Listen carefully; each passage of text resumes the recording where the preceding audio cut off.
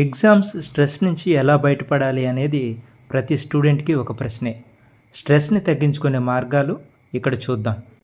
రోజులో కనీసం 7 నుంచి 8 గంటలు సరిపడా నిద్ర ఉండేలాగా చూసుకోవాలి. ఎక్కువగా స్ట్రెస్ని పోగొట్టేది మెడిటేషన్ లేదా ఎక్సర్సైజ్ చేయటం. మెడిటేషన్ ఒక 5 to 10 minutes చేస్తే స్ట్రెస్ అంతా పోతుంది. తర్వాత మీరు హ్యాపీగా చదువుకోవచ్చు. హెల్తీ ఫుడ్ని తీసుకోవాలి, జంక్ ఫుడ్ని అవాయిడ్ చేయాలి. వెజిటేబుల్స్, ఫ్రూట్ జ్యూసెస్ అలాంటివి తీసుకోవాలి.